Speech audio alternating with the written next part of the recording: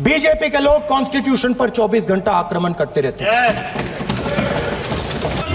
कहां लिखा है कॉन्स्टिट्यूशन में कि एक धर्म को दूसरे धर्म से लड़ाना है? कहां लिखा है कॉन्स्टिट्यूशन में कि दलित परिवार को बंद करके अंदर रखना है और उनके अपराधियों को बाहर घूमने देना है? कौन से कॉन्स्टिट्यूशन में लिखा है? मुझे दिखाइए। हमारे संविधान की रचना के बाद डॉक्टर आंबेडकर ने बहुत सोच समझकर एक वाक्य किया था। मैं आंबेडकर जी के वाक्य को सदन के सामने प्रस्तुत करना चाहता हूं। कोर्ट, कोई संविधान कितना भी अच्छा हो वह बुरा बन सकता है अगर जिन लोग पर उसको चलाने की जिम्मेदारी है वो अच्छे न हो। उसी तरह से कोई भी संविधान कितना भी बुरा हो वो अच्छा साबित हो सकता है अगर उससे चलाने वालों की भूमिका सकारात्मक और अच्छी हो। अभी कुछ राजनेता आए हैं, 54 साल की आयु में अपने आप को युवा कहते हैं, गजब बेइज्जती है, और ये घूमते रहते हैं संविधान बदल देंगे, संविधान बदल देंगे, संविधान बदल देंगे। मैं उनको समझाना चाहता हूं कि संविधान बदलने का प्रोविजन, संविधान के प्रावधानों का बदलने का प्रोविजन अनुच्छेद 368 के अंदर संविधान में ही है। 16 साल में हमने 22 बार संविधान बदला, संविधान के अंदर परिवर्तन की, और कांग्रेस ने 55 साल करा और 55 साल में 77 परिवर्तन कांग्रेस ने भी किए। अग्निवीर लागू किया तो आपने उन युवाओं की उंगली काटी।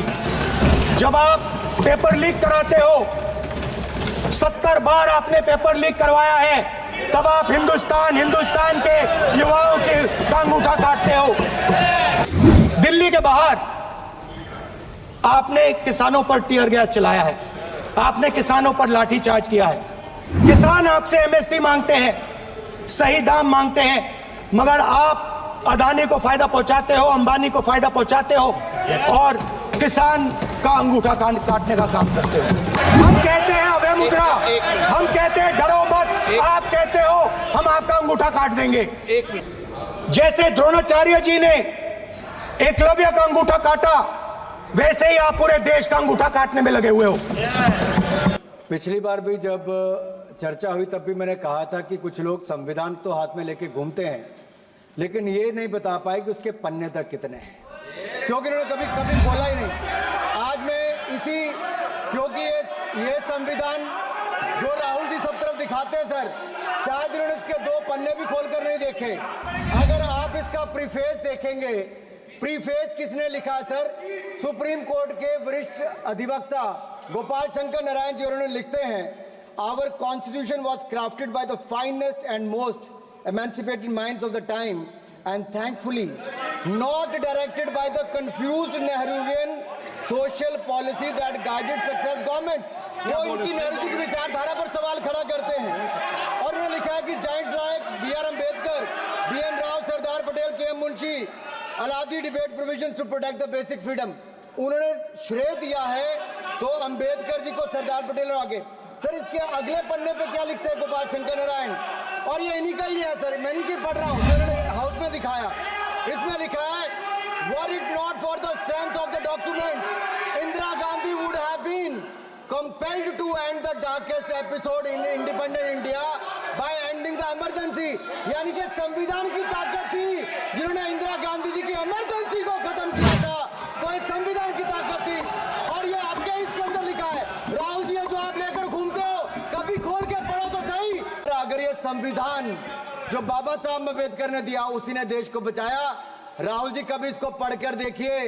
गांधी परिवार और कांग्रेस पार्टी का पूरा कारनामे इसके अंदर लिखेंगे, कैसे आपने धज्जियां उड़ाई। एक तो एक दूसरा, ये जो कहते हैं बीजेपी के लोगों को सर ये मनगढ़ंत आरोप, सर ये अंगूठा काटने की बात करते हैं, इनके राज में सिखों के गले काटे गए, सिखों के ऊपर कत्लेआम किया गया, सिखों के बाद दंगे सबसे ज्यादा हुए तो कांग्रेस के समय हुए, और आपको देश से माफी मांगनी है। अगर आज भी नहीं मांगेंगे तो संविधान जितना मर्जी जेब में डालिए, आप संविधान को जेब में लेकर घूमते सर।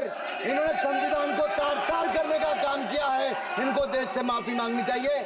मुझे आपका संरक्षण इसलिए चाहिए था कि झूठे आरोप लगाने बंद करे, ये संविधान की रक्षा आपने कभी नहीं की। इमरजेंसी जैसा कालखंड आया और संविधान को बार बार तार किया, संशोधन किया, तो आपने और आपकी पार्टी ने किया। धन्यवाद सर।